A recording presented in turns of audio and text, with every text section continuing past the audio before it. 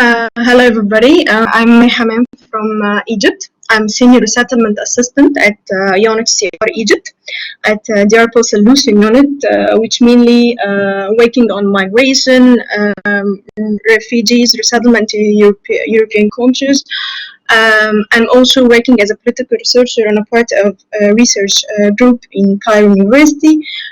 Recently, I'm working on a book with our colleague Mohammed Bahnasi, if you know him, that tackle the environmental refugee definition and migration related things.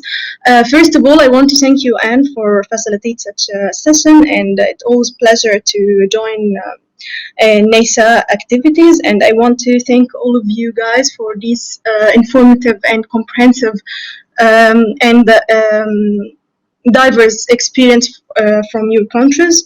Actually, my topic was the hardest, and I insist on ending this on positive things. And I brought you the positive things from the Egyptian context. Actually, it was so hard for me to tackle something positive in this hard time that all the world went through, losing beloved ones or being locked down, people who lost their jobs, a lot of things actually. But to be honest, the Egyptian government adopted a very successful coping mechanism that by try to gain the trust of the citizens in their steps to fight the COVID-19 thing.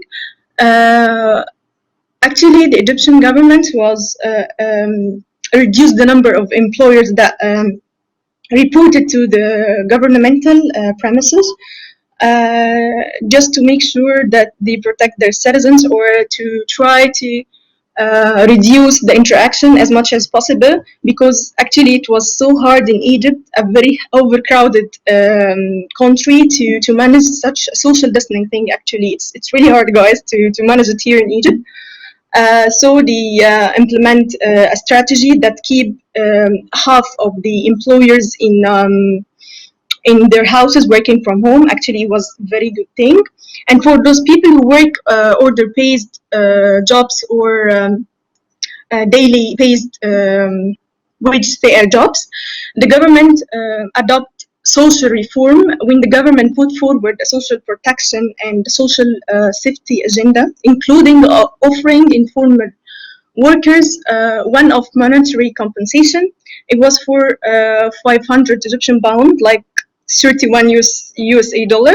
I know it's actually it's so low wage, but to put in consideration that the living condition in Egypt for the informal workers is different from those working from the government or in the international companies or etc. Actually, this wage, this compensation goes for approximately 1 million individuals working in construction, agriculture, fishing, and etc. Those people that earn their income through daily based order or daily wages. And for the students, the Egyptian government adopted e-learning program, and a massive part of the Egyptian budget went to implement this project, because we don't have anything that called e-learning in the schools, maybe in the universities or maybe in the private universities that somehow the fees is so expensive. But for the schools, this was first time to hear about something called e-learning in schools. So I do believe this strategy helped the government to gain the trust of the citizens in their steps to fight the corona thing.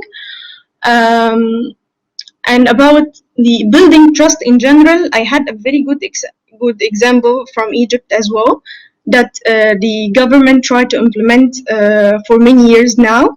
It's about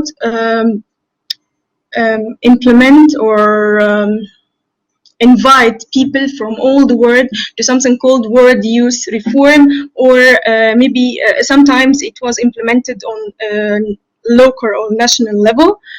This forum brought the officials from the Egyptian government and youth together in this forum, youth open up with their ideas, concerns, and issue, and they have a discussion together.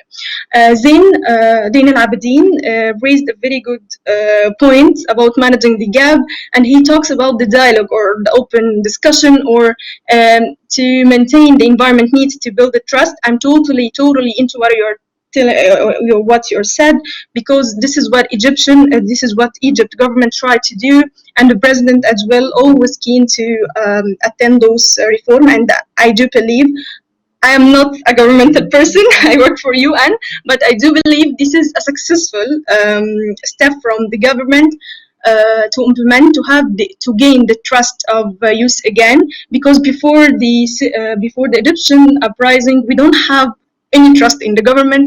The government never consider youth, even in the governmental jobs, even in whatever. We never been here in Egypt before the revolution, and this is actually, I do believe it's a good step from the government now. And when you monitor the governmental jobs now, you can find a lot of youth work for the government, and this is actually something new for Egyptian to find. So this is about how to build the trust in a Corona time, and how the government try to implement or gain the trust of citizens in general by reforms and open discussion and dialogue with youth. And for now, I'm done. I won't raise any issues or problem. I just want to end this on a positive note, as Ain insisted on. So thank you, guys.